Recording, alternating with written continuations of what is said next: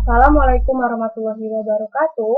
Perkenalkan, nama saya Nia Natasha, NIM 2019-14-3528, kelas 4N, Prodi PGSD Universitas PGRI Palembang. Mata kuliah Kepramukaan yang dipimpini oleh Bapak Hendra Wijaya. Baik, di sini saya akan menjelaskan atau mempresentasikan sejarah pramuka dan perkembangannya. A. Pengertian pramuka. Pramuka adalah organisasi pendidikan non-formal yang menyelenggarakan pendidikan kepanduan di Indonesia. Singkatan pramuka ialah Praja Muda Karana, yang memiliki arti rakyat muda yang suka berkarya. Dalam dunia internasional, pramuka disebut dengan istilah kepanduan atau boys' school. B. Sejarah pramuka. Sejarah pramuka di Indonesia tidak terlepas dari gagasan Baden Powell yang merupakan bapak pandu sedunia.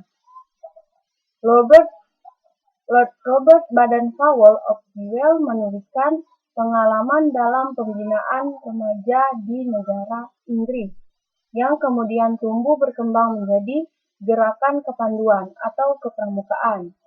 Ide cemerlang Baden-Powell yang ditulis dalam buku Scouting of Boys menyebarkan ke berbagai negara, termasuk ke Belanda dengan nama Hadwender.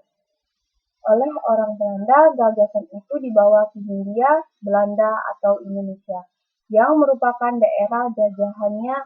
Kemudian didirikan organisasi bernama NIPW. Sejarah telah mencatat bahwa gagasan pramuka atau kepanduan turut berperan aktif dalam Kongres Pemuda pada tanggal 28 Oktober 1928 yang mencetuskan Sampai Pemuda sehingga kepanduan Indonesia semakin berkembang. Kyai Haji Agus Salim mencetuskan ide untuk mengganti Hadwender dengan nama Pandu atau kepanduan setelah adanya larangan pemerintah Hindia Belanda menggunakan istilah Hadwenderly. Dengan meningkatnya kesadaran nasional setelah Sumpah Pemuda, maka pada tahun 1930 organisasi kepanduan seperti IPO, PK atau Pandu Kesultanan dan PPS atau Pandu Pemuda Sumatera bergabung menjadi KBI atau Kepanduan Bangsa Indonesia. Kemudian tahun 1931 terbentuk PAP atau Persatuan Antar Pandu Indonesia yang kemudian berubah menjadi PPPKI atau Badan Pusat Persatuan Kepanduan Indonesia pada tahun 1938. Pada masa penjajahan Jepang, pergerakan kepanduan sempat dilarang karena para pandu ikut terjun dan bahu-membahu memperjuangkan kemerdekaan Indonesia. Namun, idealisme dan sangat tetap menjiwai para pandu. C. Perkembangan gerakan pramuka Indonesia. Dalam kurun waktu tahun 1950 sampai 1960, banyak organisasi kepanduan tumbuh di Indonesia. 100 organisasi kepanduan yang terhimbau dalam 3 federasi organisasi, yaitu IPI-NDO, POPPI-NDO, dan PKPI. Pada tanggal 9 Maret 1961, Presiden Soekarno memberikan alamat pemimpin pandu di Istana Merdeka.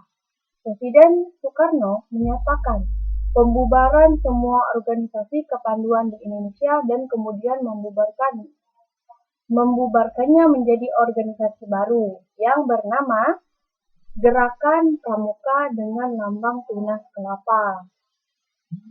Dengan bantuan Perdana Menteri Insinyur Juanda, maka perjuangan menghasilkan Kongres nomor 238 tahun 1961 tentang Gerakan Pramuka yang pada tanggal 20 Mei tahun 1961 ditandatangani oleh PJS Presiden Republik Indonesia Insinyur Juanda karena Presiden Soekarno sedang berkunjung ke Jepang.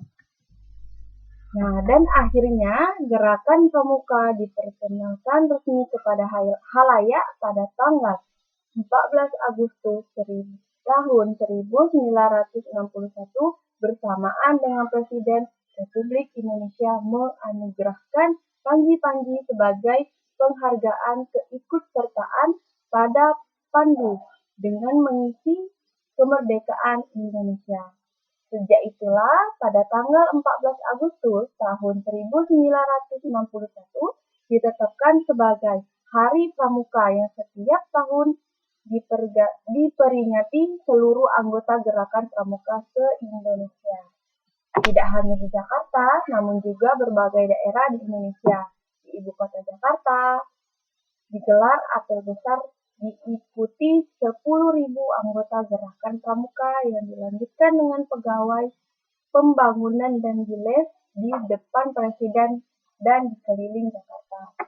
Demikian penjelasan atau presentasi dari saya.